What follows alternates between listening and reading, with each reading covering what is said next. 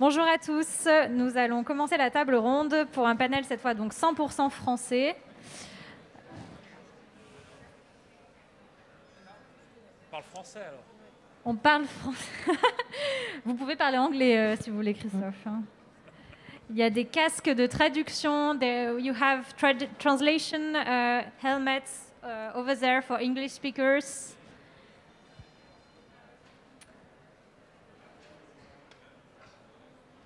Ça marche, ça. Bon, on va commencer par un tour de présentation rapide, peut-être dans ce sens-là, en commençant par Sophie, la fondatrice donc, de WeTurn. Et si chacun, à tour de rôle, vous pouvez introduire votre activité, ce serait parfait pour le public. Merci pour l'invitation. Je suis Sophie, fondatrice de WeTurn, société qu'on a créée il y a 1 an. On est une jeune société qui propose une solution de recyclage pour les invendus de l'industrie textile. On les recycle en bobines de fil pour qu'elles soient réutilisées ensuite et devenir de nouveaux tissus et pour devenir de nouveaux produits en boucle fermée. Bonjour, merci pour l'invitation. Je suis Marie Falguera, cofondatrice de Nona Source, qui est la plateforme de revente en ligne des tissus inutilisés des maisons de couture du groupe LVMH, et dont la mission, entre autres, est d'encourager la réutilisation créative et de soutenir la jeune création. Donc, bonjour à tous, je suis Virginie, j'ai lancé Adapta il y a 4 ans maintenant. Et Adapta, c'est une solution d'approvisionnement de matières, une solution responsable de matières, donc cuir et textile, qui proviennent de stocks dormants de fournisseurs du luxe. Et c'est en B2B. Et donc, le but, c'est de pouvoir dénicher des trésors, ce qu'on appelle les trésors dans les stocks dormants, grâce à une action de revalorisation, de présélection, de traçabilité et de transparence sur ce qu'on met à disposition des autres acteurs. Et ces autres acteurs, ce sont des marques, des créateurs qui ont des problématiques soit de volume, c'est-à-dire qu'ils n'ont généralement pas accès à ces stocks-là, puisqu'ils n'atteignent pas les minima de quantité pour produire chez ces fournisseurs, soit des problématiques de budget, forcément, puisqu'ils n'ont pas les mêmes budgets que les maisons de luxe pour avoir accès à ces matières d'exception. Et donc, la mission d'Adapta, c'est de lutter contre le gaspillage de ces matières et leur surproduction. Merci. Bonjour, donc moi c'est Mara Poggio, donc moi je suis business manager des technologies de recyclage au sein du CETI. Donc le CETI, c'est un centre de recherche et développement spécialisé dans le prototypage et dans la mini-production. Donc nous on propose aux marques de développer avec elles et de trouver des solutions de valorisation pour tous leurs stocks dormants mais autres invendus et autres produits. Et donc de pouvoir développer des produits comme le fil, mais aussi le compound, donc les granules plastiques, mais aussi les non tissés. Donc voilà, on a beaucoup de technologies et de plateformes disponibles afin de prototyper les produits. Merci. Bonjour à tous, je suis Éléonore, la cofondatrice d'Uptrade. Uptrade, c'est une plateforme digitale dédiée aux professionnels pour la revalorisation de stocks de tissus dormants. Donc notre mission, c'est aussi de lutter contre le gaspillage textile en proposant des solutions plus durables, en encourageant l'économie circulaire et les démarches d'upcycling. Donc aujourd'hui, on travaille avec nos fournisseurs qui peuvent être aussi bien des fabricants que des façonniers, que des marques qui ont des surplus de stock, qu'on va les revaloriser auprès de tous les acteurs qui vont savoir leur donner une seconde vie. Très bien. Bonjour à tous, je m'appelle Christophe Boquet, je suis en charge de la qualité et de la RSE chez Chloé. Chloé, c'est une belle maison française qui va fêter bientôt ses 70 ans, qui appartient au groupe Richemont, donc un groupe suisse. Et on a pris en fait un virage très important autour en fait de l'impact social et sur la réduction d'impact environnemental depuis maintenant 2 ans. Et on est très heureux de participer à ce panel, mais plutôt du côté en fait des marques utilisatrices de ces belles solutions. Bonjour à tous, je suis Adèle Routhiot de l'éco-organisme ReFashion.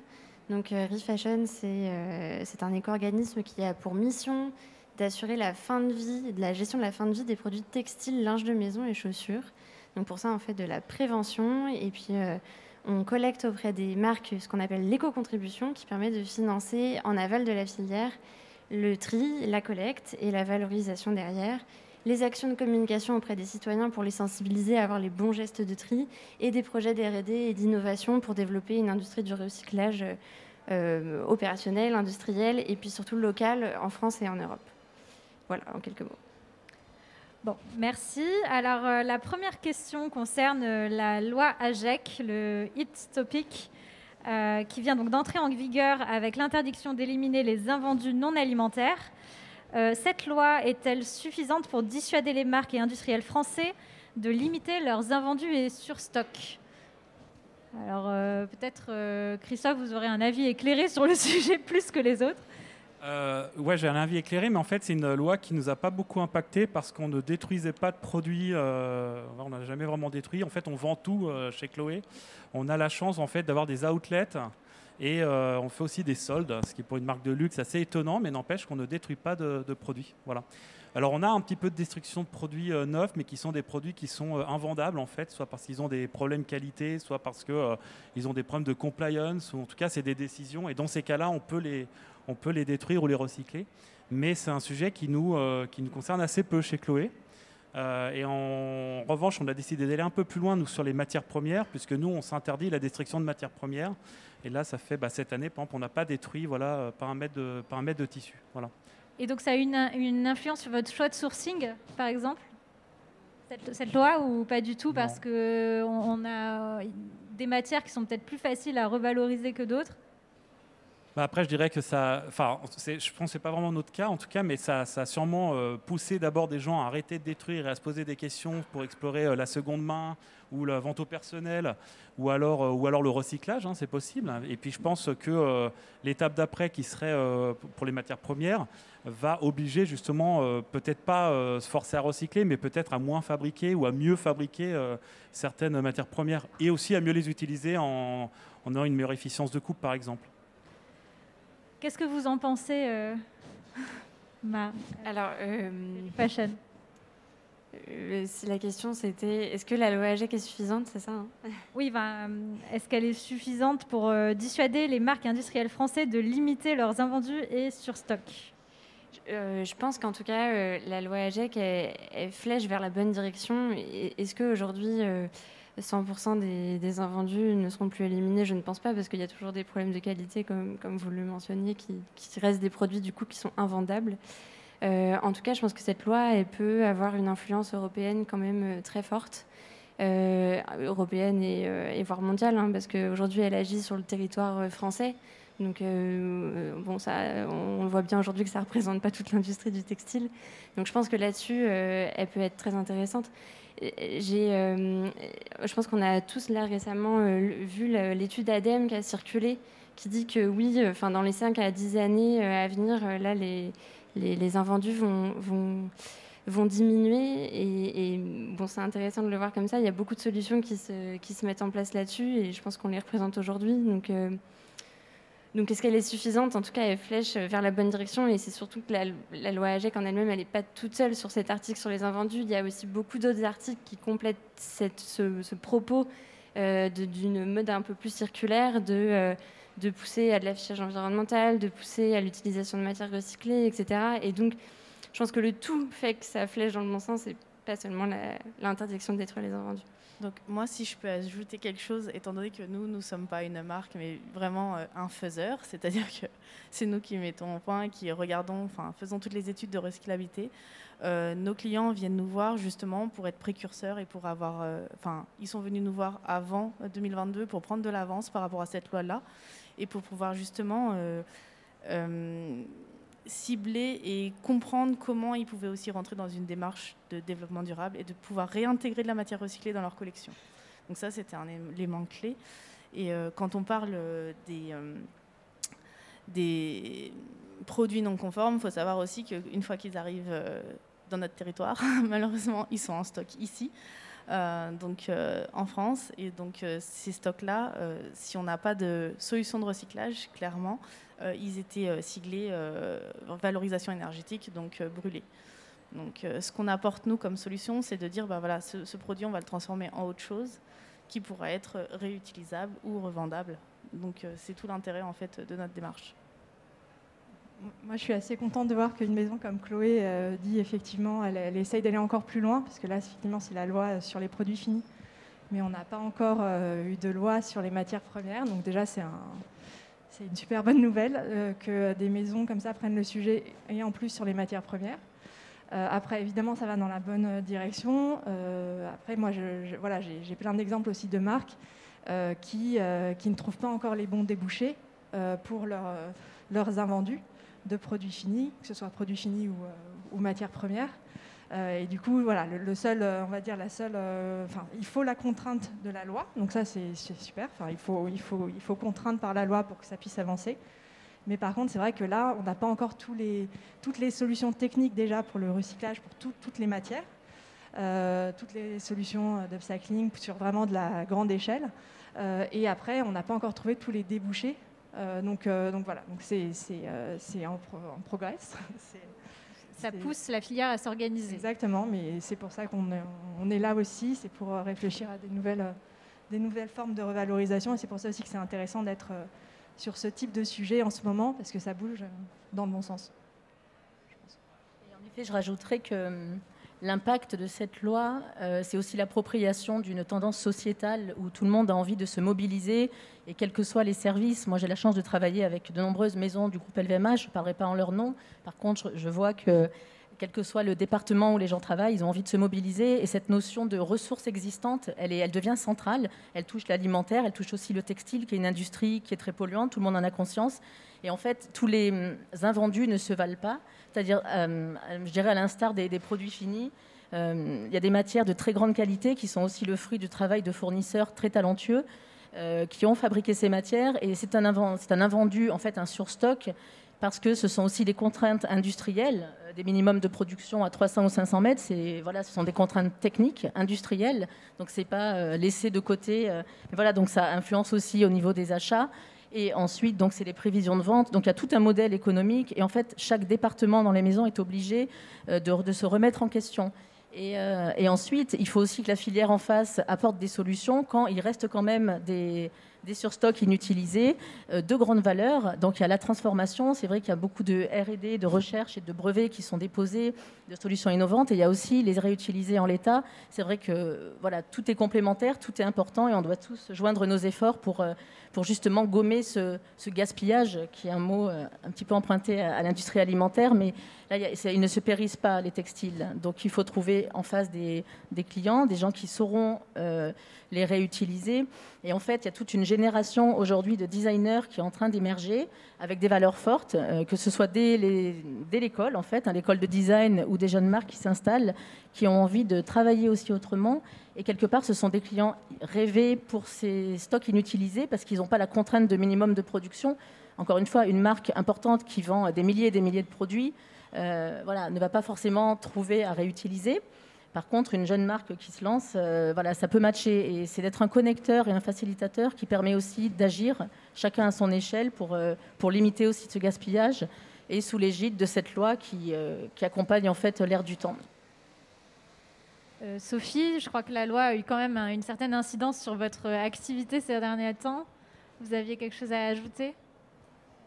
Oui, tout à fait. Alors, de notre côté, effectivement, WeTurn, on l'a créé pour répondre à la loi AGEC. On est surtout un service logistique, en tout cas un service qui s'intègre chez les maisons pour la gestion de leur stock et trouver des débouchés de recyclage quand elles n'ont pas pu donner aux associations, quand elles n'ont pas pu faire du réemploi, évidemment. Et je dirais, je ne sais pas, donc je sais pas si la loi est suffisante, mais en tout cas, elle a le mérite d'être un bon levier pour faire bouger les professionnels qui jusqu'à présent faisaient preuve d'un certain laxisme, on va dire, sur le sujet. Et on s'est rendu compte, comme disait Mara, qu'effectivement, il y a beaucoup de maisons qui avaient quand même anticipé le sujet. Et on sait qu'il y en a beaucoup qui ont travaillé avec le CETI. Et ces problématiques-là ne sont pas du tout si nouvelles que ça pour certains. Il y en a qui sont beaucoup plus formés qu'on ne le pense. C'est juste cet enclenchement, c'est juste cette mise à l'action. C'est des dispositifs qui sont nouveaux. La loi n'a pas prévu de décret ni cadre d'application, c'est-à-dire que c'est à des acteurs comme nous de créer ce dispositif, de créer cette organisation. Et au bout d'un moment, le cadre se mettra en place tout seul. Donc c'est une très bonne chose. Nous, on n'est pas mécontents, effectivement, je ne vous le cache pas, mais après, il faut juste vraiment que ça devienne concret, que ce ne soit pas que de la communication et des paroles, il faut que ce soit du réel. Voilà. c'est ce qu'on attend beaucoup. Bon, donc on aura peut-être plus de recul d'ici 1 ou 2 ans sur les effets concrets de cette loi. Donc la deuxième question que je voulais vous poser, c'est quels sont les principaux moyens dont disposent les marques aujourd'hui pour éviter d'avoir à stocker ou détruire leurs invendus, si elles en ont, hein, donc, pas comme Chloé, valoriser leur stock dormant. Donc voilà, est-ce que vous avez une idée des solutions qui sont à leur disposition? Est-ce que quelqu'un veut commencer sur ce sujet? Mara, je pense qu'elle a beaucoup d'idées sur la question. Alors, pour l'instant, en France, on va dire que la filière de recyclage, c'est vraiment une filière émergente. C'est-à-dire qu'on n'a pas, pour le moment, de solution clé en main où on arrive chez un industriel et on dit voilà, j'ai du stock, débrouille-toi et transforme tout. Pour l'instant, c'est en train d'être mis en place pas à pas. Donc, le but du CT, c'est bien évidemment de faire du transfert industriel. Donc, c'est ce qu'on fait petit à petit chez chaque industriel. Donc, il faut aller dans chaque étape, c'est-à-dire aussi bien chez le filateur que chez les filocheurs, que chez le tisserand, pour lui apprendre comment gérer ce fil recyclé, comment gérer les formulations, les paramètres, comment upgrader, on va dire, enfin, en tout cas, modifier ces machines pour qu'ils puissent aussi faire du recyclage, etc., etc. Donc ça, étape par étape. Donc moi, je pense que pour l'instant, les solutions qu'on offre, la plupart du temps, c'est ce qu'on appelle du downcycling. C'est on transforme les textiles, la plupart du temps, en isolant. Donc, soit c'est de l'isolation haute performance, et alors là, on a des cahiers des charges bien précis, mais donc ça veut dire qu'on met une pression supplémentaire sur le gisement entrée.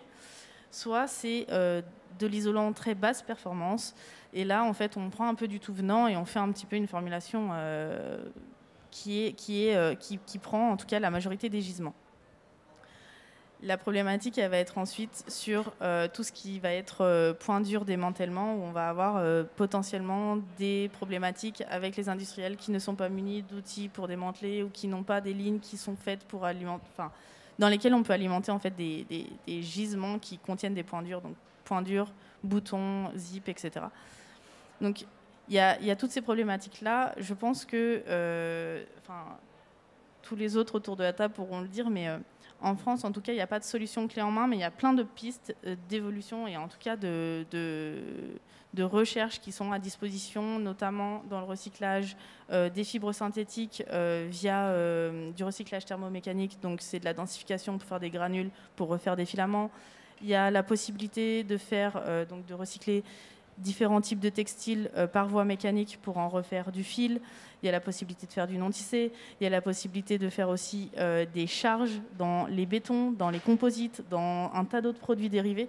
Donc tout n'est pas réintroduit forcément dans la filière textile, mais en tout cas, il y a pas mal de débouchés, pas mal de voies de potentiellement de recyclage qui vont être à maturité dans quelques années.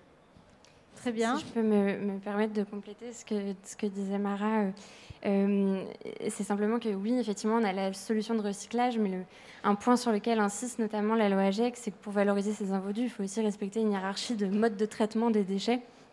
Et la première chose à laquelle, la première filière vers laquelle il faut diriger ces invendus, c'est d'abord, si possible, la réutilisation, s'ils sont réutilisables, possiblement en l'état. Après, pourquoi pas aussi de la réparation et ensuite du recyclage. Et même si je remonte plusieurs crans avant, c'est même la diminution en amont, dès qu'on conçoit les collections, pas au moment où ça devient un invendu. C'est peut-être s'orienter vers une offre avec plus d'intemporel, c'est peut-être s'orienter vers des nouveaux business models. Et là, il y a plein de choses en création, mais c'est aussi réfléchir en amont sur comment je peux d'abord diminuer mes invendus avant de réfléchir à comment je peux trouver des solutions derrière. Le recyclage en étant une. La réutilisation, la réparation, il y en a beaucoup. Christophe, vous voulez aborder ces solutions Non, mais moi je suis d'accord avec tout ce qui s'est dit. En fait, la meilleure pollution, c'est celle qu'on ne fabrique pas déjà à la base. Et en fait, je pourrais être très très pragmatique. Qu'est-ce qu'on fait ? Déjà, il faut qu'on réduise en fait, il faut qu'on améliore l'accès en fait à ces stocks pour les designers. Donc, il faut faire des matériothèques, virtuelles, mais aussi réelles, très important pour qu'ils se rendent compte. Il faut que les entreprises aussi fassent un bon inventaire en fait, de leurs invendus, parce que je pense qu'il y a beaucoup de gens qui ne savent même pas où sont leurs matières premières. Alors là, on parle beaucoup des tissus, mais alors si vous parlez des fermetures éclairs ou des petits rubans. Alors là, personne ne sait où c'est. Il y en a qui sont achetés par leurs fournisseurs, d'autres, ils les achètent eux-mêmes. Donc en fait, cet inventaire est très important. Nous on l'a fait, on a découvert, on a eu pas mal de surprises. Donc il y a un inventaire à faire, une bonne valorisation, la mise à disposition aux designers de toute cette manne, en fait, qui a un gros avantage, c'est que souvent on les a déjà achetées. Donc en fait, elles coûtent aussi moins cher en amortissement après. Et puis après, il y a un autre sujet pour nous qui est important, c'est qu'il y a aussi des stocks limités quelque part. Donc il faut qu'on soit tous prêts à faire des quantités limitées et à pas en fait refabriquer après. Parce qu'il y a des marques qui font ça, qui refabriquent en fait en ayant utilisé des invendus, tout simplement parce qu'ils ont pris plus de commandes que prévu. Voilà. Donc en fait, moi je partage complètement cette idée, c'est qu'il y a une vraie gestion déjà de la fabrication à la base, mais bon, quand il reste des choses, c'est d'être sûr qu'on puisse les utiliser. Et en fait, la partie de recyclage, encore une fois, moi je la vois un peu plus lointaine pour nous, parce que je pense qu'on a encore pas mal de trucs à faire, simplement en se revendant nos matières, en les réutilisant, en les donnant, en les utilisant pour des associations, pour des étudiants, avant même qu'on arrive après au recyclage, où là, il y a énormément de recherche et d'innovation qui sont toutes vraiment très intéressantes pour nous. Peut-être un dernier point aussi pour compléter ce que vous dites sur l'amont, en fait, parce que l'aval, il y a beaucoup de R&D, de recherche et de solutions qui sont en train d'émerger. Et dans l'amont, il y a aussi l'éco-conception, c'est-à-dire aussi la réflexion qu'ont les designers, et de plus en plus aujourd'hui, de penser que leur produit va avoir une fin de vie, parce que tôt ou tard, il ne va jamais durer, même si c'est un intemporel. Et donc, penser est-ce qu'il sera facile à démanteler, à recycler. Donc, voilà, il y a un travail aussi sur les fibres, leur recyclabilité, leur assemblage. On fait des mélanges, on n'en fait pas. Et ça aussi, c'est déjà pensé à l'après-vie.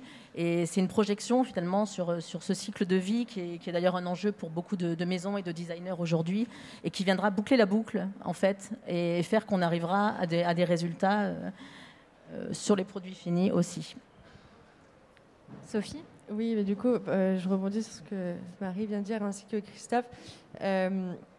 Effectivement, aujourd'hui, et comme disait Mara, en fait, aujourd'hui, si on ne peut pas revaloriser 100%, il n'y a pas de solution miracle, c'est-à-dire que du jour au lendemain, ne rien recycler ou ne pas avoir fait l'économie circulaire, à du jour au lendemain vouloir faire 100% d'économie circulaire. Évidemment, il y aura des étapes pour y arriver. Et typiquement, dans le cadre du textile, dans la solution qu'on propose aux clients, ça part d'un inventaire, comme dit Christophe, c'est que le client soit en mesure, en tout cas l'acteur, soit en mesure d'établir un inventaire de tous les invendus, les stocks dont il dispose. Sauf qu'aujourd'hui, ils avaient pris l'habitude de faire des inventaires par typologie, famille de produits et collection. Sauf que la réalité, c'est que l'économie circulaire va les obliger à regarder matière, et que les matières ne sont pas rangées et catégorisées au même endroit que les produits. Donc ça oblige à centraliser toute l'information au bon endroit, et ensuite de trier, d'organiser les produits, les matières par filière et par débouché. Et on n'a pas des débouchés pour tout aujourd'hui en France. On a du débouché sur certains procédés, sur pas toutes les matières, sur pas tous les produits. Les chaussures, c'est plus compliqué que sur du textile. Du mécanique vs du chimique. En recyclage, c'est pas du tout les mêmes solutions. Donc en fait, il y a des clients qui se retrouvent à pouvoir valoriser aujourd'hui que 30% d'un inventaire. Valoriser, j'entends, en économie circulaire. Après dons, etc., évidemment, et réemploi. D'un point de vue recyclage pur en matière première. Et le fait qu'on leur explique, en fait, vous avez que 30% de valorisation aujourd'hui, c'est parce que les produits sont conçus de sorte qu'on ne puisse pas faire mieux. Et donc l'année suivante, effectivement, il y a cette logique potentiellement de rentrer dans l'éco-conception. Ok, ces matières, je peux aller sourcer tel type de matière pour avoir un rendu différent. En tout cas, à la fin, on va avoir une fin de vie en tout cas plus bénéfique. Et donc, en fait, l'aval peut aussi aider l'amont, etc., et améliorer le taux de valorisation pour ensuite mieux éco-concevoir. Très bien. Oui, j'imagine bien. Déjà sur la partie amont, il y a aussi, donc on a parlé de l'éco-conception, il y a aussi en termes de production aujourd'hui des outils qui vont aider à perdre par exemple moins de matière dans la découpe avec des innovations qui ont été mises en place. Et sur la partie aval, effectivement, on a donc cette partie recyclage qui arriverait peut-être après dans un second temps quand vraiment on n'a pas réussi à réutiliser les produits en l'état. Alors moi, j'ai peut-être plus parlé de la matière première et non de produits finis parce que c'est sur quoi on travaille avec Uptrade. Donc, notre objectif, c'est d'essayer d'encourager l'upcycling, puisque l'upcycling va permettre de réutiliser le tissu en l'état sans le transformer et ensuite de le façonner à l'image de la marque. Mais on a aussi plein de nouveaux business models, et Adèle en parlait rapidement, qui émergent, que ce soit de la précommande, qui va permettre peut-être de produire plus justement sans avoir des énormes stocks sur les bras, parce qu'au final, on se rend compte après coup que le produit qui a été mis sur le marché ne fonctionne pas pour X raisons. Il peut aussi y avoir plus des idées de personnalisation du produit avec du sur-mesure ou du semi-mesure. Impliquer des communautés aussi, on voit de plus en plus de marques qui vont développer leurs produits avec leur communauté via leurs réseaux sociaux, qui vont faire appel pour demander est-ce que vous préféreriez un t-shirt avec un col rond, avec un col en V, qui vont poser des questions sur des coloris. Donc tout ça, c'est aussi des idées et des moyens qui vont permettre derrière de limiter la surproduction. Très bien. Je rajouterais aussi, effectivement, les systèmes de précommande, on se disait, ça peut marcher, mais effectivement que sur des collections saisonnières et pas forcément, en tout cas sur de l'existant, on ne peut pas relancer des prods éternellement, donc il faut faire vraiment avec l'existant. Donc sur la production aussi, il faut trouver effectivement ce bon combo entre gérer effectivement les précommandes et les petites capsules et les animations de collection, et des lancements de production plus grandes. Je pense plutôt aux marques qui ont des plus grosses productions et qui ne sont pas que des petits créateurs. Et voilà, parce qu'il faut aussi gérer avec les précommandes. Il faut gérer aussi le côté déceptif parfois des retards de production, de lancement de production de certaines matières, etc. Et c'est pour ça aussi que nous, on est là avec des solutions comme Uptrade ou Adapta pour mettre et Nonasource pour pouvoir mettre à disposition des textiles ou des matières qui ont déjà été produites. Donc il n'y a pas de retard dans cette mise à disposition-là par rapport à ces créateurs. Mais voilà, mais il faut avoir un bon combo et il faut avoir une bonne vision d'ensemble sur comment est-ce qu'il faut produire, sur des grosses productions de produits finis, et comment est-ce qu'on peut essayer de réutiliser l'existant sur des petites collections aussi, des collections d'animation pour aussi être en phase avec son business model, qu'on ne va pas complètement non plus changer. Le but, c'est aussi de s'adapter au modèle aussi existant des gros groupes ou des marques qui sont beaucoup plus implantées qu'un acteur qui va arriver et qui va évidemment pouvoir mettre en place son propre business model qui n'est basé que sur de la précommande ou que sur de l'upcycling. Il faut aussi avoir en tête les différentes typologies d'acteurs et de marques. En fait. Alors sur cette question, c'est vrai ce sujet de la précommande, je ne sais pas si parmi les membres du public, des gens ont déjà expérimenté ce modèle-là de travail à la précommande, mais c'est vrai qu'il pose beaucoup de difficultés. Je ne sais pas si chez Chloé, vous êtes déjà posé la question de travailler en précommande. Du point de vue commercial, c'est toujours un gros challenge, qu'on soit une petite ou une grande marque. Je ne vais pas répondre à la place de mes collègues de la supply chain ou de la production, mais il y a une antinomie là dans ce qu'on est en train de dire, parce qu'on veut arrêter d'envoyer par avion, on veut envoyer par bateau, donc on veut des délais quelque part qui s'allongent, et puis on est en train de se dire que si on commande trop tôt, on peut générer plus de stock en fait. Donc je pense là-dedans qu'un des secrets, c'est encore une fois la connaissance des stocks et l'habileté qu'on a de les utiliser. Donc par exemple des marques qui auraient des stocks centraux et qui vont faire du travail à façon sont à mon avis mieux préparées en fait à mieux utiliser leurs matières premières parce qu'elles les connaissent bien. Mais des marques qui achèteraient que du produit fini et qui demandent à leurs fournisseurs d'acheter sont moins en maîtrise dans leur stock. Donc encore une fois, on doit chercher à être plus agile en fait à l'utilisation de ces matières. Et il y a des matières, il faut par exemple les commander en avance en grèche par exemple et puis les imprimer au dernier moment. Il y a d'autres matières, ça ne marche pas du tout. Nous, on a fait quelque chose qui était intéressant. Dernièrement, on a utilisé des matières pour les rebroder en fait, tout simplement. Donc on a ajouté une belle valeur ajoutée sur des stocks dormants, mais en leur apportant quelque chose. Mais encore une fois, on a pu le faire parce que c'était déjà dans nos stocks et qu'on a pu les mobiliser facilement en fait. Donc précommande ou pas, je pense qu'il y a beaucoup de solutions, mais faites attention parce que plus vous allez commander tôt, plus vous allez générer du stock en fait. Donc c'est autre chose. Oui, c'est vrai qu'on voit beaucoup sur Instagram des marques se lancer en mode fake it until you make it, quelque part. Donc, ils testent des produits parfois même virtuels. Il y a même des startups qui se sont spécialisées dans la création de produits virtuels pour les montrer au public. Et ensuite, des marques qui les proposent en fait en précommande. Les produits ne sont pas encore produits.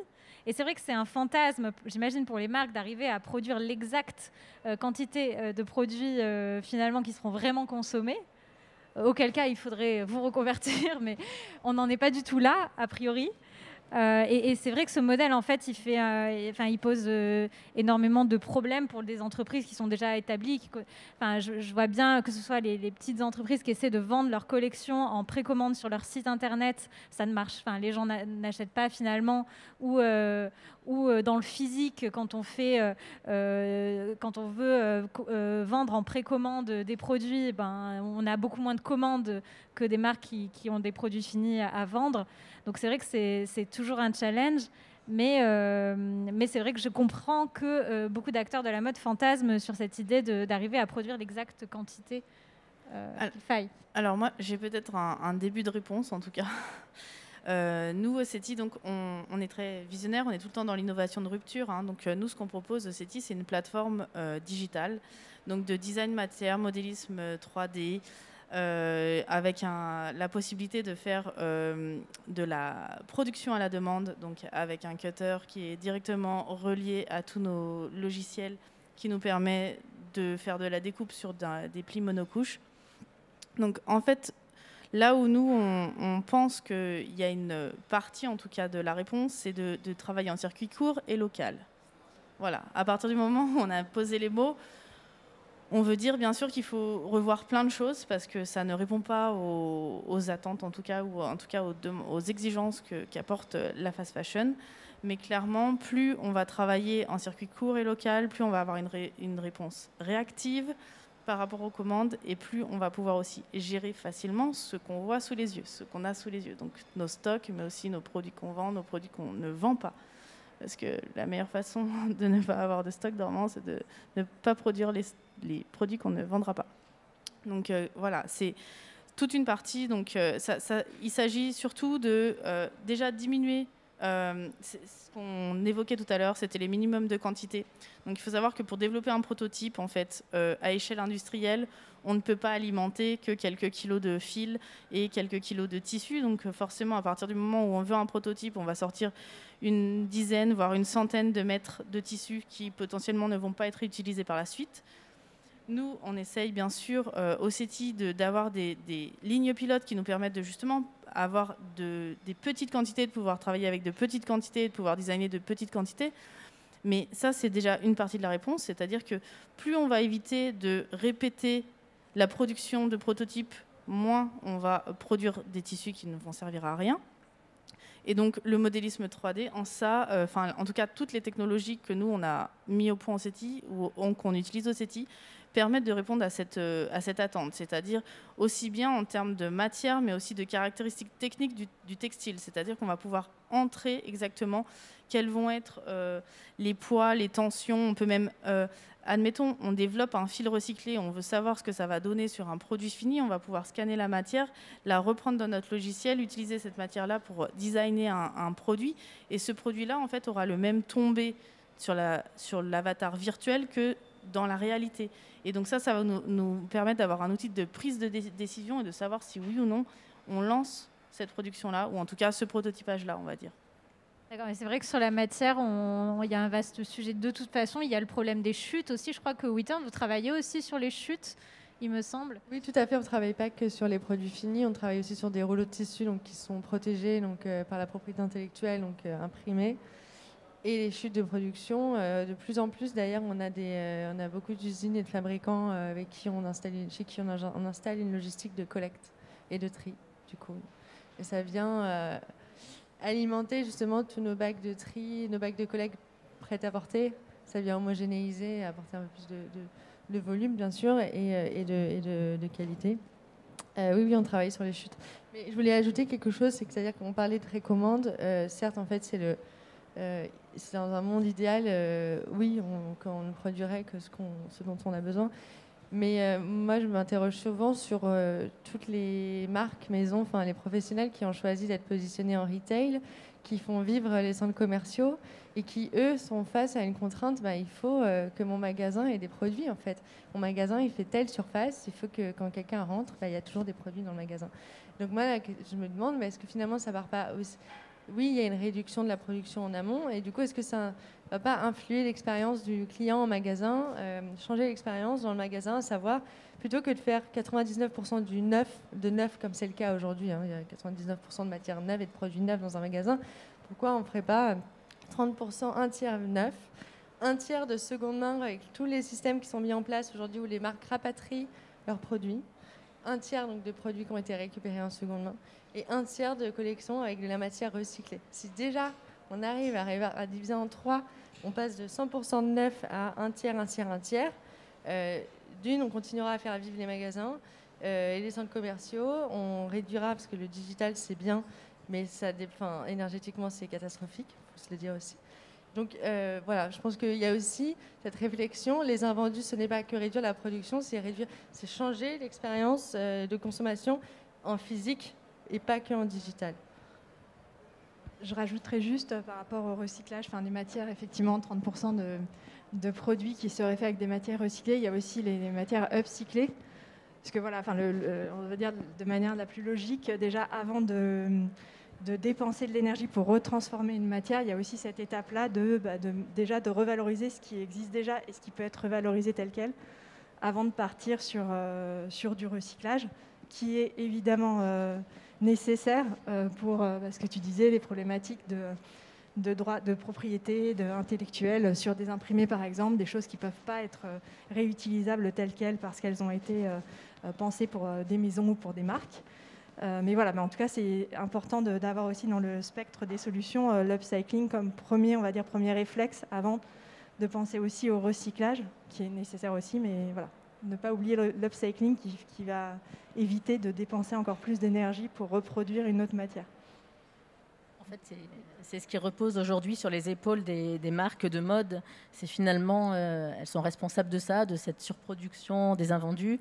Ce qui est difficile, c'est de trouver l'équilibre dans cette équation qui doit être financière et environnementale. Et ce point d'équilibre-là, il est très difficile à trouver parce qu'on parle de produire moins mettre en boutique, ça met aussi en péril derrière un chiffre d'affaires. Et quelque part, l'économie circulaire, il faut aussi pouvoir performer financièrement pour être pérenne, créer des emplois, continuer à vendre de la qualité, donc s'orienter plus vers de la qualité versus des choses comme la fast fashion. Alors évidemment, ce sont des choix derrière. Et le réemploi est d'autant plus pérenne que ce sont des matières qui sont avec un savoir-faire derrière, avec des fibres qui tiennent la route, etc. Oui. Et peut-être vous vouliez ajouter quelque chose encore sur cette question ? Non ? Alors la prochaine, c'est quels exemples concrets d'innovation éco-responsable vous semblent être des exemples à suivre dans le secteur ?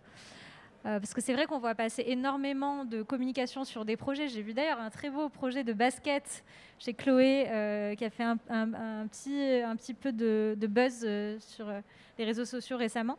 Et on voit passer énormément de projets dont on se demande parfois s'ils ne sont pas des projets strictement d'image, en fait. Or, on sait qu'il y a aussi des innovations éco-responsables qui sont véritablement des choses qui pourraient changer la donne. Est-ce que vous en avez identifié certains qui vous auraient marqué ? Alors, côté ReFashion, nous, on a notre appel à projet annuel qui s'appelle le Challenge Innovation. Donc, on finance des projets de R&D et d'innovation, notamment pour le volet recyclage, du coup, puisqu'on l'a identifié comme une priorité d'action à mener de notre côté. Donc, depuis 2010, on finance des projets. On en a financé entre 50 et 60 à peu près, qui vont aussi bien de boucle fermée à la boucle ouverte. Alors, je préfère un peu ces termes plutôt que downcycling. Nous, on croit beaucoup à la boucle ouverte, c'est-à-dire comment on pourrait réutiliser la matière textile issue de vêtements dans d'autres industries comme dans l'isolation, la plasturgie, l'automobile, etc. Et c'est des innovations auxquelles nous on croit et qu'on finance Un bon exemple, c'est les non-tissés isolants, qui peuvent aussi servir d'isolants acoustiques notamment. Donc on a financé des projets dans ce sens-là. On a aussi un projet qu'on a financé qui est Fabrique, un projet qui fait des briques en textile recyclé. Donc ça peut être un exutoire pour des invendus, par exemple. Donc en fait, il y a beaucoup de projets auxquels on croit qui font partie de ce qu'on appelle la boucle ouverte, auquel on croit beaucoup. Dans les chiffres français, sur la fin de vie des textiles, il y a à peu près 30% de ce qui est collecté et trié qui part vers un circuit de recyclage. Et demain, on pense que ce 30% va continuer à augmenter puisque malheureusement, la qualité des produits qui sont mis sur le marché baisse. Donc, l'exutoire de recyclage va continuer à grandir. Donc, il faut continuer à développer des circuits de recyclage de manière industrielle qui peuvent absorber beaucoup de tonnage et le plus localement possible. Il n'y a pas forcément une logique de réenvoyer au bout du monde ce qui a été collecté, trié en France ou en Europe. Donc il faut trouver des solutions le plus localement possible, quoi. Fort bien. Mara? Je sais pas si Chloé... Je sais pas si c'est dans l'ordre en fait. Il y a pas, non, peu importe. Alors, nous on a... L'idée, c'est que tout le monde puisse s'exprimer. Nous, on a potentiellement 2 belles histoires, enfin 2 success stories où effectivement on est assez fiers de ce qu'on a fait. On a travaillé notamment avec le groupe ID Kids, donc pour la marque OKID, donc sur un projet de R&D de 3 ans, sur un accompagnement complet sur comment intégrer de la matière recyclée dans leur collection et comment remplacer certains de leur gamme de collection par des produits en recyclé. Donc tout ça dans le but de revaloriser les matières qu'ils récupèrent eux dans leur reverse collect interne, donc qui est le Love Bag. Et ça aboutit déjà à 3 collections produites, mises en magasin, avec donc un fil développé par le CETI avec 60% de coton recyclé issu de post-consumer, donc de vêtements usagés, et 40% de coton biologique, et une matière qui est développée donc jusqu'au jersey teint et fini en France, donc avec juste une confection en Turquie, voilà. Donc et en avant-première, la prochaine collection sera totalement made in France. Donc voilà, c'est des belles histoires et on a fait le même travail avec Kenzo sur notamment leur collection, donc le retraitement de leurs invendus pour réintégrer dans une collection complète sur pareil du coton. Donc voilà, il y a des belles histoires comme ça et on a travaillé pour beaucoup d'autres personnes sur ce même genre de success story où ils essayent vraiment de réintégrer la matière, mais aussi prendre en compte le circuit court et local et de voir comment on pourrait fonctionner si si de toute façon on ne s'approvisionne pas ou avec nos propres fournisseurs, quels sont les nouveaux acteurs à mettre dans la boucle, etc. D'autres Ouais, alors moi je voulais pas forcément parler d'innovation high-tech en fait. Je pense qu'il y a deux gros sujets, en tout cas nous on pense qu'ils sont vraiment explorés. Bon, on en a beaucoup parlé, mais c'est les matières premières elles-mêmes étant bas impact, c'est-à-dire qu'elles soient recyclées, qu'elles soient organiques, enfin tout ce qu'on peut faire pour mesurer un impact de nos matières premières et d'essayer de favoriser leur utilisation. Donc ça c'est vraiment le gros sujet. Et dans le cas de Nama par exemple, nous, ce qui nous rend fiers, c'est qu'elle est en magasin et qu'on puisse l'acheter en fait, puisqu'on voit aussi beaucoup de marques qui font d'innovation et puis les clients peuvent pas acheter les produits en fait après. Donc nous vraiment on est content d'être allé au bout du chemin en tout cas avec ce produit. Et le deuxième sujet en fait pour nous, ce qui nous passionne, c'est l'éducation en fait, parce que en fait, on rend compte qu'on aide des écoles, on aide nos employés, on aide tout le monde en fait pour que les gens comprennent pourquoi une matière a un impact plus réduit ou ce qu'est l'éco-design ou comment utiliser ces matières, par exemple de stock dormant. C'est des notions, par exemple, nous on a dû recréer en interne des circuits de formation puisque les gens ne savaient juste pas et quand en fait on leur a expliqué après, ils ont pu utiliser plus facilement ces matières. Donc je pense que vraiment le retour à des matières aussi plus traditionnelles, hein, on parle du lin, on parle du chanvre, voilà, ou l'agriculture régénérative par exemple, c'est des choses pour nous qui nous passionnent. C'est pas forcément high-tech, hein, mais en tout cas c'est des choses qui nous passionnent et l'éducation qui va avec pour juste mieux utiliser en fait ces matières. Je pense qu'effectivement, il y a de l'innovation sur plein de sujets différents au sein de ce secteur-là. C'est-à-dire qu'il va y avoir de l'innovation dans le choix de matières plus responsables à la base. Donc, ce que disait Christophe à l'instant, hein, sur des matières comme du lin, même du chanvre, sur des matières comme, par exemple, Ichthyosis, qui va faire du cuir à partir de peau de poisson. On va ensuite avoir des acteurs qui vont privilégier la seconde main, et c'est de l'innovation aussi, que ce soit un vestiaire collectif, que ce soit toutes ces plateformes ou ces magasins physiques qui se développent sur le marché de la seconde main, voire même les marques qui intègrent elles-mêmes la seconde main au sein de leur propre magasin.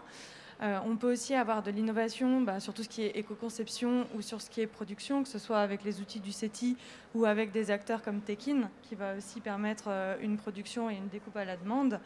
On peut aussi après avoir de l'innovation sur la revalorisation, des solutions de revalorisation, avec tous les acteurs qui sont autour de cette table, que ce soit Nona, que ce soit Adapta, que ce soit Uptrade ou WeTurn sur la question du recyclage. Aujourd'hui, il y a vraiment il y a plein de sujets qui se développent au sein même de ce sujet global qu'est l'éco-responsabilité, avec des innovations qui se mettent en place. Et l'objectif, c'est vraiment de réussir à mutualiser nos compétences et à travailler ensemble pour pouvoir aller encore plus loin. Je rajouterais peut-être en bout de chemin aussi pour compléter, parce qu'il y a pas mal de choses qui ont été dites. Sur le transport aussi, il y a pas mal de choses qui doivent être faites sur le transport, sur le packaging. Et notamment, il y a des solutions comme Ipli qui proposent aussi des packaging qui soient réutilisables plusieurs dizaines de fois, 100 fois, je crois, pour eux. Et typiquement, eux commencent à travailler avec des gros acteurs. Je crois qu'ils travaillent avec Clarins maintenant sur le packaging de mode et de beauté. Et voilà, et de manière générale, ce qui est hyper intéressant, c'est de voir, comme le disait Christophe, effectivement des aboutissements d'innovation, qu'elles soient high-tech ou pas, de voir que ça s'est présenté, de voir que ça marche. Il y avait l'OEV aussi qui avait présenté des sacs qui étaient faits à partir de chutes, et je crois qu'ils sont en rupture. Après, là, c'est le côté, maintenant, est-ce qu'ils vont reproduire des chutes pour pouvoir, c'est un peu la question. Mais en tout cas, voilà, ils ont fait des choses qui ont marché. Et voilà, et nous, pareil, chez Adapta, l'innovation, elle vient plus du côté d'adapter un business model, on va dire, qui était existant sur un autre secteur, comme VP, et de se dire, OK, nous, on va pouvoir revaloriser des matières en ne recréant pas un autre stock dormant ailleurs, un autre stock physique ailleurs. Et ces solutions peuvent marcher aussi, parce qu'on a aussi des exemples de clients qui sont de plus ou moins gros acteurs. On a des acteurs un petit peu plus de la grande distribution, comme le Printemps, par exemple, qui va relancer une deuxième collection avec nous. Et des plus petits acteurs, typiquement des nouveaux acteurs en mode précommande, etc., qui comme Réunis, qui vont relancer aussi des autres collections avec nous. Donc ça prouve aussi que ce sont des solutions qui marchent et qui permettent effectivement, en ne recréant pas un autre stock physique ailleurs, de pouvoir vraiment revaloriser des matières telles quelles, sans rajouter d'impact quelconque. Voilà. Oui, ce qui est intéressant justement aussi, c'est la connaissance et les partis pris qui vont être... en fait, nous, chez Nonasource, on reçoit quotidiennement des jeunes marques et des jeunes créateurs qui ont chacun une idée, et c'est très très varié. Il y a ceux qui veulent travailler que les matières naturelles, ils vont nous demander les cotons, les soies, les laines. Il y a ceux qui vont dire c'est du polyester, c'est très bien, parce qu'en fait, il est déjà produit, on ne va pas recréer un impact. Polyester, évidemment, c'est le mot un peu tabou, mais ce sont des matières techniques, il y a une raison. Encore une fois, je reviens à l'éducation, comme tu disais aussi, Christophe, mais c'est se dire, il y a toute la technologie des textiles qui est sous-tendue par les compositions, les traitements. En fait, on fait des finissages, on ne peut pas s'habiller qu'avec un t-shirt en coton, on a aussi besoin de se protéger de la pluie quand on va au sport d'hiver. Donc il y a toutes ces technologies, et finalement, aujourd'hui, les gens, le public, les consommateurs s'intéressent à ces sujets-là parce qu'en fait, on leur parle de l'impact que ça a sur la planète, et du coup, ils veulent comprendre d'où vient le produit, où est-ce qu'il est fabriqué. Ils veulent connaître un petit peu les coulisses, et donc on va vers plus de transparence, et ça c'est, je trouve, un formidable levier, puisque ça revient à un inventaire qui est clair. La transparence, ça va avec qui on travaille, ça va avec pourquoi est-ce que le tissu, pourquoi le produit est conçu comme ça. On raconte des histoires, et c'est aussi toute la magie du monde de la mode. C'est pourquoi est-ce qu'on va choisir ce produit-là, parce qu'il nous fait rêver, parce qu'il correspond à un besoin derrière, et derrière il a une histoire qui reflète tout un savoir-faire d'une industrie qui est quand même complexe. On a une chaîne de valeur qui est complexe. On ne peut pas d'un coup de baguette magique la transformer, mais par contre, être transparent sur un peu nos secrets de fabrication, je pense que c'est un formidable levier d'amélioration. Bien. Oui, mais ça me fait penser, par exemple, sur la table ronde précédemment, on avait des acteurs qui conçoivent des matériaux à partir de déchets alimentaires. Dans certains cas, il y a un degré de transformation qui va être assez élaboré parfois. Et ces matières-là, finalement, donc elles sont elles-mêmes issues de déchets avec des impacts, des analyses de cycle de vie de produits qui sont excellentes par rapport à d'autres matériaux utilisés dans l'habillement ou l'accessoire. Mais finalement, ces matériaux-là sont-ils faciles à réemployer, recycler? Peut-être WeTurn, vous avez plus de recul là-dessus, ou vous, chez Uptrade, mais c'est des questions... on n'a pas trop envie de se les poser. À la fois, il faut mettre les pieds dans le plat. Oui, clairement. Alors après, tout ce qui concerne... je rebondis aussi sur ce que disait Marie, mais typiquement, parmi les innovations qui aujourd'hui, nous, on encourage à se développer, c'est les métiers à tisser, les métiers à tricoter. C'est de voir des machines qui sont là depuis... On travaille le coton, on tisse le coton, on tricote la laine via les mêmes procédés depuis très très longtemps. Et finalement, ce qui est extrêmement encourageant, c'est de voir plein d'industriels français qui essayent de faire du déperlant avec des nouvelles fibres techniques et qui seront du coup recyclables, qui pourront être traités dans des débouchés, etc. ou autres. Mais ils ne le font pas uniquement pour que derrière, pour la fin de vie, ils le font en amont pour qu'on puisse utiliser les matières qu'on a ici, les matières naturelles, sans avoir utilisé tout le temps du polyester. On peut faire du technique avec une nouvelle manière de tisser. De la même manière que le lin, aujourd'hui on arrive à faire du molleton, alors que jusqu'à présent jamais personne s'y était vraiment intéressé. Et donc c'est assez intéressant de voir qu'en fait, avec les mêmes matières premières, on peut développer, on peut vraiment accentuer sur la qualité pour axer sur la durabilité. Et ça semble bateau de dire ça, mais la réalité c'est ça, c'est qu'à l'époque on faisait des très bons produits de très bonne qualité et qu'aujourd'hui on en a perdu, on s'est trop focalisé sur des matières premières à bas prix. Pour lesquelles aujourd'hui, qu'on a mélangé les unes avec les autres. Que du coup, en termes de valorisation, ça donne rien, donc c'est perdu. Et c'est de réexpliquer derrière aux acteurs, en fait, non, en fait, arrêtez de mélanger tous ces synthétiques, ces matières naturelles ensemble parce que ça donnera rien. Concentrez-vous sur une matière, ou maximum deux, et changez juste le métier à tisser, le métier à tricoter. Vous verrez que derrière, votre produit sera beaucoup plus quali, sera beaucoup plus durable et qu'il y aura un débouché en plus. Donc le dialogue finalement entre les porteurs de solutions en fin de vie, ou début de nouvelle vie et les fournisseurs est absolument essentiel dans ce cadre-là. Je vois Anne justement dans le public qui travaille sur les matériaux chanvre. Je pense que c'est des sujets qui sont vraiment qui leur sont chers parce que c'est justement des personnes très impliquées dans l'éco-responsabilité de la chaîne de valeur sur des produits textiles qui aussi cherchent des solutions. Mais n'ont pas toutes les réponses à portée de main, et déjà que c'est un énorme challenge en soi de revaloriser le chanvre dans l'industrie textile.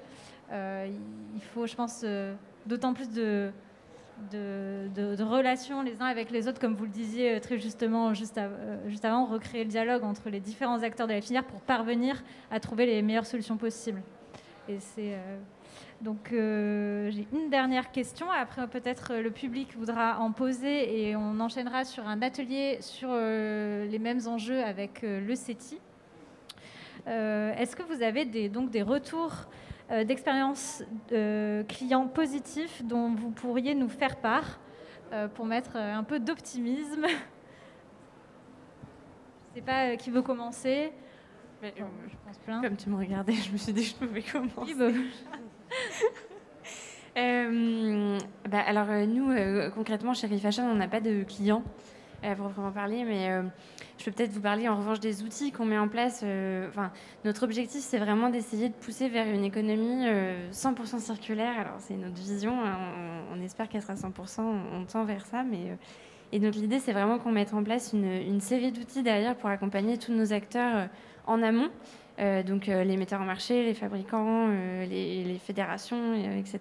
Et aussi en aval, donc les collecteurs, trieurs et les porteurs de solutions de valorisation. Donc on essaye de mettre en place des outils aux différents maillons de la chaîne pour accompagner toute la filière. Par exemple, en amont, on a créé la plateforme EcoDesign, qui est une plateforme pour accompagner et sensibiliser les marques autour de leur démarche d'éco-conception. Donc dans lequel on va retrouver des ressources documentaires, des fiches pratiques et méthodologiques pour progresser sur ce sujet. On fait aussi tous les mois des ateliers d'éco-conception. En aval, là, on a une deuxième plateforme qui est la plateforme Recycle, qui vise à mettre en relation les acteurs du recyclage des textiles et des chaussures pour trouver des solutions de valorisation entre ceux qui possèdent les tonnages à valoriser et ceux qui ont les solutions de valorisation et pour les mettre en relation. On a notre appel à projet annuel, donc vraiment on essaie de couvrir toute la chaîne de valeur et toute la filière pour proposer à chacun des solutions en fonction de leurs besoins et dans le but final d'avoir une économie la plus circulaire possible, où en amont les produits ont été éco-conçus pour être soit plus durables, soit plus facilement recyclables, en étant monomatière, sans point dur, enfin on en a beaucoup parlé par exemple.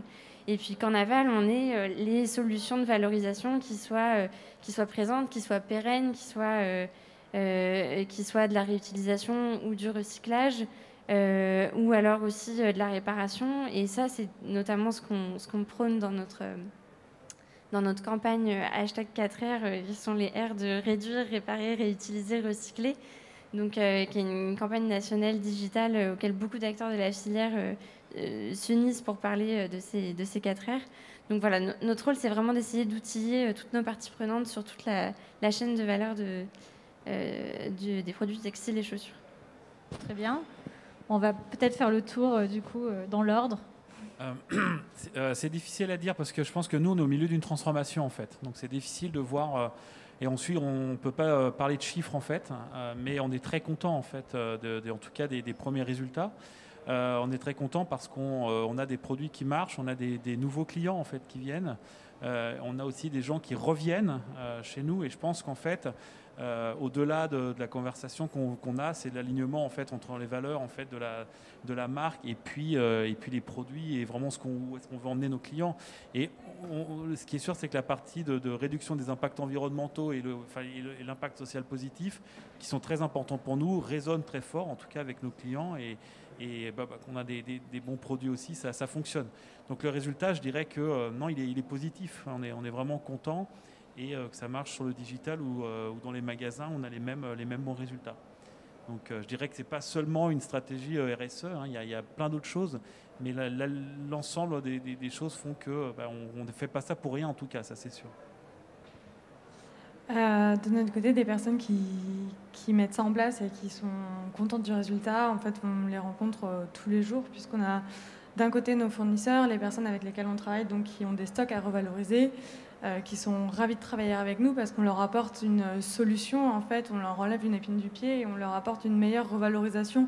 Jusqu'à présent, ils pouvaient faire appel à des déstockeurs pour en fait, faire partir leur stock, mais souvent c'était des solutions, ils en avaient besoin presque du jour au lendemain parce qu'ils se rendaient compte d'un coup que leur entrepôt était plein. Et donc, mince, qu'est-ce qu'on fait, comment on s'en sort? Donc là, ils appellent des déstockeurs qui viennent récupérer la matière. Sauf que le problème, c'est que c'est souvent des coûts qui sont très faibles en termes de revalorisation, quand nous, on leur propose quelque chose de beaucoup plus adapté, beaucoup plus pérenne. Alors après, nous, on ne stocke pas, c'est un système de consignation, donc ça reste chez le fournisseur. En revanche, lui, derrière, il a aussi toute la traçabilité du produit, donc il sait ce que devient sa matière première et comment elle est revalorisée. On est capable de lui dire, ta matière première, elle a été revendue à telle marque et tu peux voir ce que cette marque-là en a fait aujourd'hui. Donc d'un côté, on a ces fournisseurs-là. On travaille par exemple avec le groupe Chantel, pour qui on revalorise les matières en surstock. On travaille avec des fabricants comme Trouillet, Devaux, comme TDV Industrie qui fait du vêtement de travail. Aujourd'hui, on travaille avec une trentaine de fournisseurs français et européens. Et en face de ça, on a tous nos clients donc, qui vont racheter cette matière pour créer leur propre collection. Aujourd'hui, on en a plus de 350 et ça va être des marques aussi bien qui se lancent sur le marché parce qu'elles ont besoin de petites quantités ou parce qu'elles ont vraiment au sein de leur ADN cette notion d'éco-responsabilité et cette envie de faire une mode plus responsable, plus propre et plus durable. Et on a aussi d'autres marques plus importantes qui veulent prendre ce virage de la mode éco-responsable mais qui ne peuvent pas modifier leur chaîne de production de A à Z du jour au lendemain. Donc ils essayent d'y aller étape par étape et de trouver des façons pour justement mettre en place des pratiques plus responsables et qui vont parfois commencer par se dire tiens, pour cette pièce, au lieu de faire produire de la matière, je vais essayer de sourcer de la matière qui existe déjà. Et ça va aussi avec une sorte d'éducation parce qu'il y a tout un tas d'idées préconçues sur l'upcycling et entre autres le fait que ce soit que des petites fins de rouleau et des stocks qui soient tout petits. Et non, ce n'est pas du tout le cas. On a des matières pour lesquelles on a des milliers, voire des dizaines de milliers de mètres disponibles sur une même référence. Donc voilà, c'est tout un travail qui se met en place et on est ravis de voir que ça prend et qu'on a beaucoup de demandes des deux côtés. Donc nous pareil, nous on est en B2B, hein, donc je n'aurai pas l'avis des consommateurs finaux, mais par contre nous, nos clients sont satisfaits parce que d'une part ils reviennent, mais aussi ils cherchent de la transparence, de la traçabilité, mais aussi beaucoup plus loin que simplement des valeurs engagées, c'est-à-dire que on est vraiment là, on revient terre à terre sur le point de vue économique. Ils cherchent aussi à substituer en fait cette matière vierge, l'achat de cette matière vierge par de la matière recyclée, notamment pour des problématiques aussi de coûts et de demande qui est beaucoup plus importante que d'offres, qui font que pour l'instant c'est beaucoup plus compliqué de se sourcer sur certaines compositions. Donc voilà, nous je pense que tout ce qu'on a mis en place et avec ces clients et donc ces marques intègrent complètement, en tout cas, leur démarche globale d'économie circulaire et de développement durable. Voilà.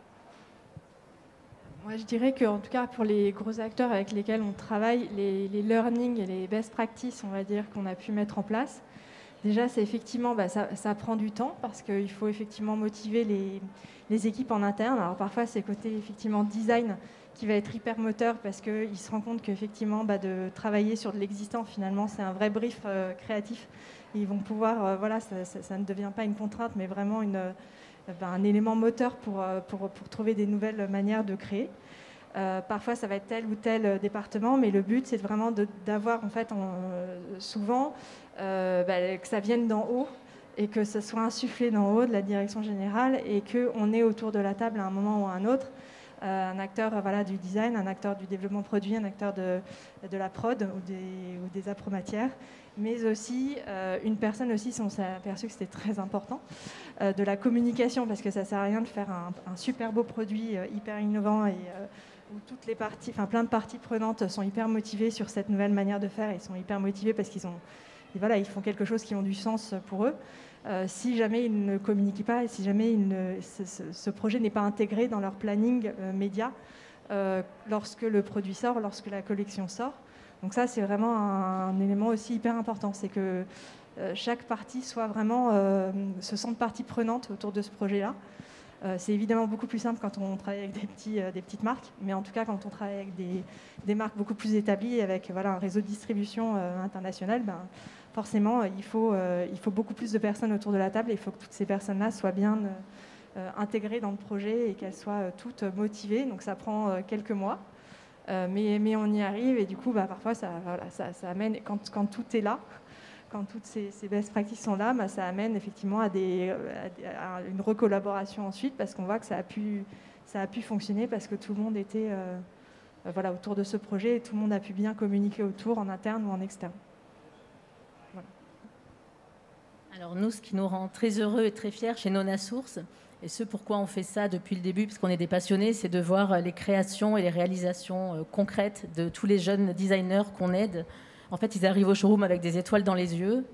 Et en fait, quand on voit leurs créations, ils nous les partagent volontiers en photo, on va les voir. Ils nous montrent leurs modèles et qu'on voit que c'est la deuxième vie réelle de toutes ces ressources qui dormaient dans des entrepôts. C'est beaucoup d'émotions, c'est très émouvant. Et eux, ils sont tellement heureux de pouvoir proposer ces produits et de voir qu'ils grandissent avec tout ça. On s'est dit qu'on ne s'est pas trompé et c'est tout simple, mais voilà, on en est très très fiers. C'est très concret. Et nous, chez WeTurn, on est... il y a plusieurs petites choses qui font qu'on est assez satisfait dans la mesure où le métier qu'on a développé, enfin, en tout cas le service qu'on a développé est très nouveau et connecte plusieurs acteurs. Comme disait Mara au début, c'est que l'économie circulaire, ça connecte et des filateurs, et des logisticiens, et des collecteurs, des trieurs, des marques, etc. Et nous, on crée ce pont et cette coordination entre tout le monde. On est sur chacune des étapes. Et il fallait que, du coup, à chacune des étapes, s'assurer que le process fonctionne, de connecter les uns avec les autres. Et à l'aboutissement des pilotes en fin d'année, on était un peu pressés par le temps parce que la loi passait début janvier. Et en fait, on a fini nos pilotes et avec une logistique et un process qui était celui qu'on avait mappé au début. Donc, on était plus ou moins avec des ajustements, évidemment, parce que ça ne se passe jamais comme on l'a prévu, c'est sûr. Et surtout, de voir des clients qui reviennent et des clients qui ont refait leur système informatique pour nous, c'est-à-dire de centralisation de la donnée pour les matières et les produits. C'était un peu c'était notre petit, c'était le petit aboutissement du projet qui fait plaisir. Surtout quand on sait ô combien ça peut être difficile pour une marque de refaire son système. Il ne répond pas à 100%, mais en tout cas, leur gestion d'inventaire, il y en a beaucoup qui l'ont refait pour s'adapter et ils ont compris C'est un beau marqueur de succès. Et évidemment, à la fin, de voir nos matières recyclées dans des mailles et dans des tissus qui sont jugés très quali par nos fabricants, c'est aussi c'est un très bon aboutissement. Voilà. Bon, merci à tous. Oui, aussi, on peut dire quand même que pour celles d'entre vous qui ont des startups, on est sur des courbes de développement qui sont pas typiques dans le cas de startup. On a vu passer ici énormément de startups sur des domaines d'innovation très divers et c'est assez rare d'avoir des courbes de croissance comme les vôtres. Je pense que voilà, vous connaissez les statistiques. On dit que c'est il y a peut-être une start-up pour 100 qui va vraiment perdurer, se développer, créer des emplois, devenir potentiellement une licorne. Et vous êtes dans un secteur qui est quand même déjà à l'origine pas forcément facile en termes de financiarisation. Arriver à des niveaux de développement en très peu de temps qui sont vraiment très encourageants sur des domaines qui allient l'éco-responsabilité et la mode. Ça relève de l'exploit, donc bravo à vous. Et merci aux autres intervenants qui, eux, travaillent dans des institutions ou des marques déjà très réputées pour leur action en matière d'éco-responsabilité. Merci à tous. Est-ce que vous avez des questions dans le public? On va vous passer un micro. Merci. Vous m'entendez? Oui, c'est bon. Bonjour, merci déjà. Je suis le gérant et fondateur d'une marque de vêtements qui s'appelle Animoz. C'est drôle parce que plus vous avanciez dans la présentation, plus on retrouvait des axes de changement qu'on a mis en place. Au tout début, ce qui est très dur avec une marque qui n'est pas du tout connue, c'est de montrer ses produits. Au jour d'aujourd'hui, on voit de plus en plus, justement, comme vous disiez, des précommandes sur des mock-ups, des visuels numériques. Nous, dès le début, on a fait du prototypage, on voulait se démarquer par des matières, donc du chanvre, qu'on a fait produire en Asie, avec des MOQ assez importantes. Donc on s'est retrouvé avec du stock qu'on n'a pas réussi à vendre. Et au jour d'aujourd'hui, on a totalement changé notre business model. On vend du détaillant, on vend du grossiste sur des précommandes. On fait produire selon ces précommandes-là. On les chute, on les réutilise pour des kits de réparation sur du vêtement technique. Et en fait, justement, ce que je voudrais savoir, c'est ce stock dormant des premières productions ou même des productions qui vont arriver, parce qu'on sait qu'on risque d'en avoir sur certaines tailles, comme du double XS ou du triple XL, etc. Qu'est-ce que vous nous conseillez pour le revaloriser? Surtout, en fait, pour le revaloriser aussi en termes de trésorerie. Quelqu'un veut répondre à ce jeune homme? Moi, je suis moins spécialiste du coup sur j'imagine là, c'est de la revalorisation de stock dormant de produits finis. Donc, je peux donner mon avis, mais ce n'est que mon avis. Il y a peut-être aussi des petites choses à faire sur, si jamais c'est des histoires de taille, peut-être retravailler les vêtements pour les remettre à d'autres tailles. Je ne sais pas. Premier truc auquel je pense. Voilà, et du coup, je pense déjà c'est la meilleure. Enfin, côté upcycling, voilà, c'est la première étape. Et après, ça peut être de l'upcycling de ce vêtement-là pour d'autres vêtements, pour d'autres pièces. Et ensuite, il y a les solutions, on va dire classiques de soldes, de dons aux associations, etc. Mais bon, enfin voilà, au niveau de la revalorisation, au niveau de la trésorerie, le plus simple, je dirais que c'est ça. Mais voilà, je suis pas. Voilà. Il y a des associations il y a des associations comme l'agence du don en nature qui rachètent à une valeur assez faible, mais qui rachètent les produits. Après, vous pouvez aller voir des entreprises comme Refunk dans le recycling qui travaillent avec des jeunes designers qui justement sont demandeurs de produits, de pièces comme celle-ci pour les retravailler et les recréer des collections avec. Et je pense que c'est des solutions qui les rachètent. Alors évidemment, ils ne rachèteront pas la valeur nominale, mais c'est toujours ça de gagner. Je crois que la difficulté, c'est justement cette partie financière, en fait. Hein. C'est le pouvoir retrouver. Et c'est un des problèmes qu'on a dans nos métiers, c'est que les vêtements valent rien, en fait. Une grande partie des vêtements à la fin, puisqu'on n'arrive pas à les revendre, par exemple, en fin de vie. Il y a aussi, après, vous pouvez revaloriser ça sur de la communication, hein, par exemple. Et donc, il y a d'autres acteurs. Il y a Renaissance aussi qui cherche des vêtements à démonter et remonter pour des jeunes créateurs. Hein. Donc, ce sera plus quelque chose que vous allez, je dirais, comme investissement sur de la communication, puisque c'est une association qui a pignon sur rue et puis qui est assez bien portée, je trouve, par la communication sociale. Mais c'est la grosse difficulté. Je pense qu'aujourd'hui, la grosse difficulté des marques, en tout cas qui font de la masse, c'est justement les fins de stock, les fins de vente et les tailles qui n'ont pas été vendues, même tout simplement. Alors nous, si je peux juste le réadapter, parce que de notre côté, chez WeTurn, le discours d'origine, c'est de dire que vos produits finis ne sont pas qu'un produit fini, c'est une matière première, que si elle est qualitative, si elle est en volume suffisant, vous pouvez c'est ce qu'on propose, la recycler, et d'ailleurs, vous restez propriétaire de ces stocks de matières premières, vous faites des gains de matières premières, et c'est de la matière première que vous ne rachèterez pas si vous la réutilisez dans vos produits. Donc ça, typiquement, mais je ne sais pas si votre marque, elle en est à ce stade, etc., de réflexion, mais typiquement, oui, le produit n'aura pas de preneur, enfin non, il n'en aura pas, mais par contre, cette matière première peut continuer et vous la conserver et vous la réutiliser sans la racheter. La grande difficulté, c'est d'évaluer en fait le coût de votre stock par rapport au coût du recyclage. Voilà. Et nous, c'est toute la problématique sur laquelle on travaille. C'est-à-dire trouver le meilleur process de recyclage qui ait un impact économique le plus faible par rapport à votre problème et à votre gisement, donc la quantité, la composition, etc. Après, il faudra discuter au cas par cas, mais c'est vrai que le type de matériaux, le type de vêtements et la quantité déterminent de l'issue, en fait. Sur des tout petits stocks, on peut faire des choses. J'ai vu des marques faire des accessoires pour cheveux avec leur fin de produit parce qu'elles avaient des tout petits... Enfin, c'était assez facile pour elles d'écouler de cette manière-là leurs produits et que la matière s'y prêtait. Mais c'est évidemment quelque chose de complètement impossible dans d'autres cas. Si vous avez des matériaux, des vêtements avec plusieurs, par exemple, parties conçus dans plusieurs matériaux. Il y a des technologies comme Resortex, par exemple, qui servent au désassemblage, qui sont adaptées à certains produits et pas à d'autres.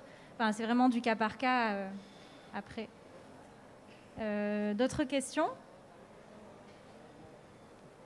S'il n'y a pas d'autres questions, après, on va passer donc, au workshop animé par Mara, ici. Donc là, on va peut-être justement plus aborder des sujets au cas par cas.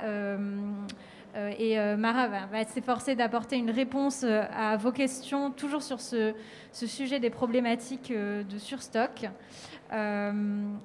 Voilà, donc for English speakers, you have helmets that you can take over there and you can have a direct translation of the workshop. Et puis, donc, il ne me reste plus qu'à vous remercier encore et j'espère que, en tout cas, toutes ces initiatives ont de l'avenir et qu'elles vont prendre de l'envergure dans ces prochaines années. Et je suis certaine que ce sera le cas d'ailleurs. Merci à tous. Merci.